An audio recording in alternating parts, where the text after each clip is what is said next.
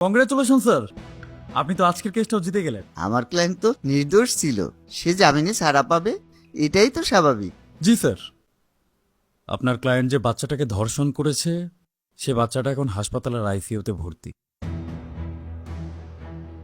যে কোনো সময় মারা যেতে পারে। অপরাধ প্রমাণ না হওয়া পর্যন্ত কাউকে অপরাধী বলাটা ঠিক না। জি স্যার, সেটা অবশ্য আপনি ঠিক বলেছেন। আচ্ছা স্যার, আমাদের সমাজে প্রতিনিয়ত যে ধর্ষণ বেড়েই চলেছে সেটা তো অস্বীকার করতে পারবেন না, তাই না স্যার? না না, এটা তো অস্বীকার করার কোনো উপায় নেই। আপনি কি কখনো ভেবে দেখেছেন একজন সুস্থ মস্তিষ্কের মানুষ হিতাহিত জ্ঞান থাকার পরও কিভাবে ধর্ষণের মতো জঘন্য একটা কাজ করতে পারে?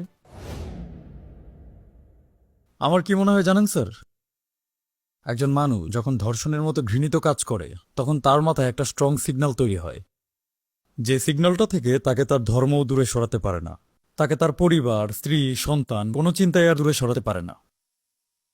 সে তখন রাক্ষস হয়ে যায়।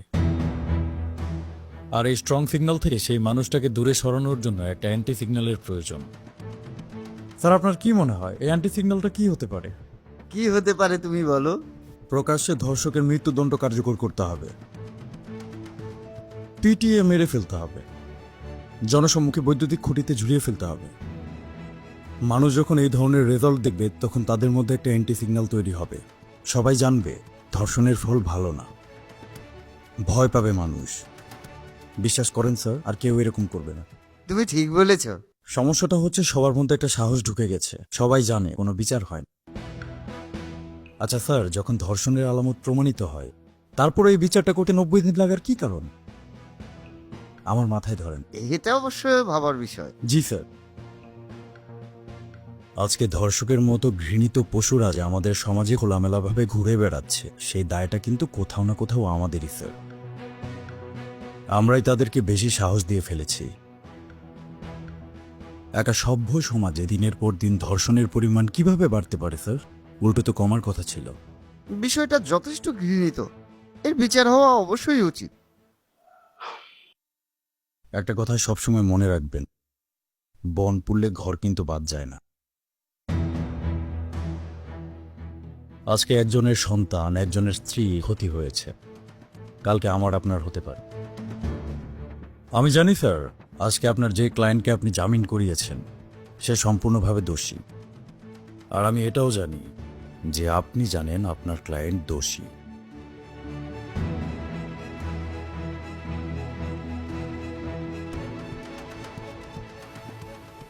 তারপরও congratulation sir. Thank you.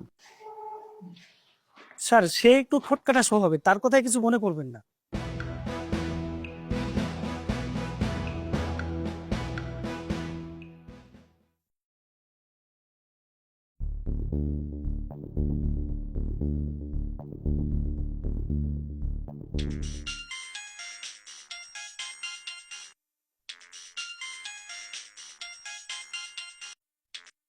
Sir, সর্বনাশ হয়ে গেছে, বিশাল বড় একটা সর্বনাশ হয়ে গেছে। সর্বনাশ হয়েছে মানে? স্যার, সর্বনাশ হয়ে গেছে স্যার। কি সমস্যা খুলে বলো।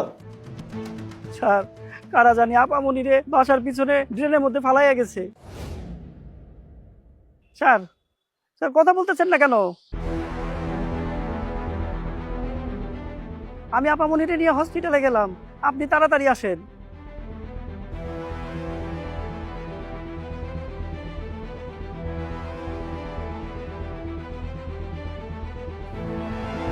বাবা, আমি বের হচ্ছি।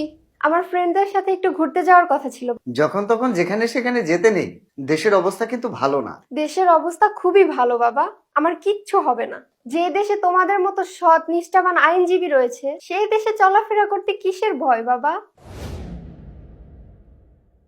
আমার কিচ্ছু হবে না বাবা।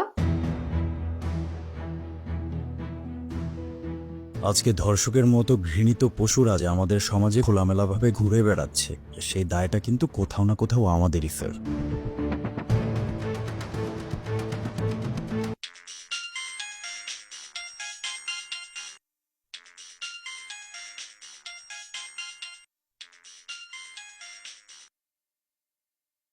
Hello, hello uncle. আঙ্কেল কথা বলেন না কেন? আমার মামলা নিয়ে অনেক কষ্ট গেছে, তাই না আঙ্কেল? ঘটনা কিন্তু আর একটা ঘটায় ফেলাইছি আঙ্কেল।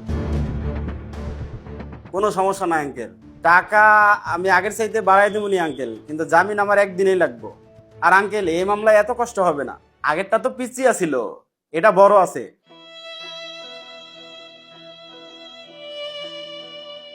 একটা কথা সবসময় মনে রাখবেন, বন পুড়লে ঘর কিন্তু বাদ যায় না। আজকে একজনের সন্তান, একজনের স্ত্রী ক্ষতি হয়েছে, কালকে আমার আপনার হতে পারে।